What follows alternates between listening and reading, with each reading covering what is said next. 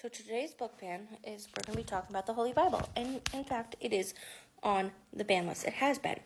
So as of recently, December 11th is 2022 in Utah of all places, which is notorious for being religious. A parent put in to censor it. Now, I'm not saying that their reasoning isn't correct. Do I think that book bans should be happening? Absolutely not. The thing is, as I've talked about in my slippery slope, is it starts in schools. Now, do I think the Holy Bible should be in public schools? Probably not. Does that mean that it can't be found in libraries? No. Or bookstores, right? But it starts in the school libraries. This is the problem. So, according to the Associated Press, who did a deep dive, you can see that the moral values are not good for minors. There's pornographic things. There's also more. So hold on. There's vulgarity and violence. There is oppression against the Roman Catholic denomination. There is censorship on the Islamic State, censorship of communist state, and it goes against our Constitution, right? We're supposed to have a separation of church and state. We very much don't. We never really had that.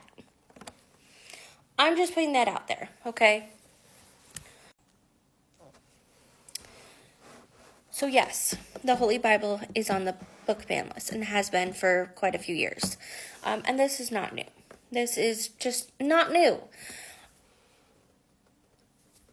You are allowed to have your religion. You are allowed to be Christian. There's nothing bad about being Christian, right? There's nothing bad about being Muslim. There's nothing bad about being Jewish, being pagan, Buddhist, Taoist, whatever it may be. It is when you use your religion to then hate people and put them down, which is exactly what so many are doing. And if Donald Trump uses Project 2025 like he plans on and dismantles the Department of Education on a federal level, bringing it down to a state level, many states are then going to use that as a, hey, we're going to force public schools to all have Christianity. Which then goes against those that are Islamic, right? Or Jewish, or pagan, or Taoist, or Confucius, Buddhist, whatever it may be. This is the problem, right? There are plenty of private schools, and I know it's a privilege to go to private schools, so hear me out. There are plenty of private schools that have religious, bringings in their education system, okay? Now, I grew up between upstate New York and New York City. In New York City, there are very much Jewish schools. There are obviously Christian schools and so forth. Okay, when you go upstate, it's a little bit less, but there are schools around, you may have to travel. There are also homeschoolers. Hey, I'm a homeschooler. Not all of us. Apologies. There are many of us homeschoolers who are not Christian-based. There's many Jewish homeschoolers, Islamic homeschoolers, there are Christian, atheist, agnostic, and so forth, okay? There are some that want to bring their religion into their curriculum. That is completely a personal choice, just like if you went to a private school. And there's those of us there's those that do not want to have any religion, which is cool. And there's those of us that choose to talk about all religions in a historical aspect. Okay, that's me. My kid gets to choose what he wants to believe in. I don't care. All right?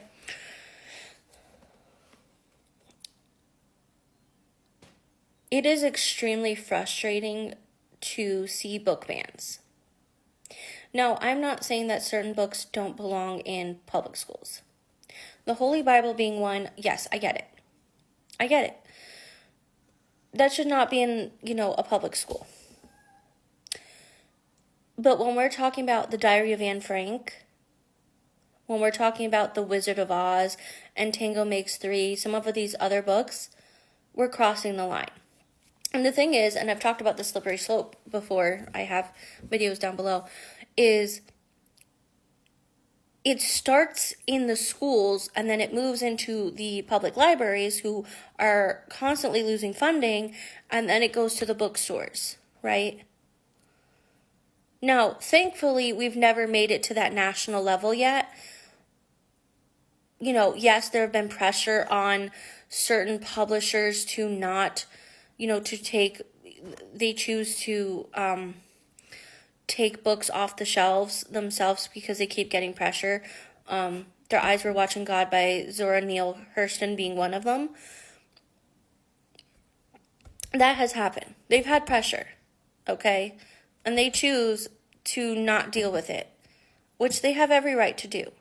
But the thing is that this is a slippery slope. Just because it's a problematic book or has problems in it does not mean that it should be banned. We're supposed to be the country of freedom, right? We're supposed to be the country of autonomy. We can pick and choose which books we have.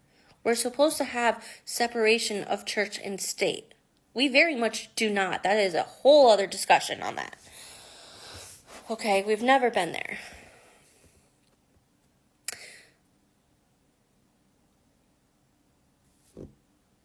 But for those of you that are saying, oh, book bans aren't happening, oh, books aren't political, yes, they are. They've always been. Always. Long before America existed as a country. Mythology was, those were religions, right? Religions have always been political. Being part of the LGBTQ, having, less rights, being neurodivergent, being a woman. We were not allowed to even read until 1750. Okay? 1750 here. This is white women specifically. It was long after that, well over 100 years, that black women were even allowed to read. So let's keep that in mind, that we still have a privilege as white women. And it's not just talking about the book bans, it's reading books, it's having these discussions. I'm going to do another video on that because I think it's extremely important, especially with the holidays coming up.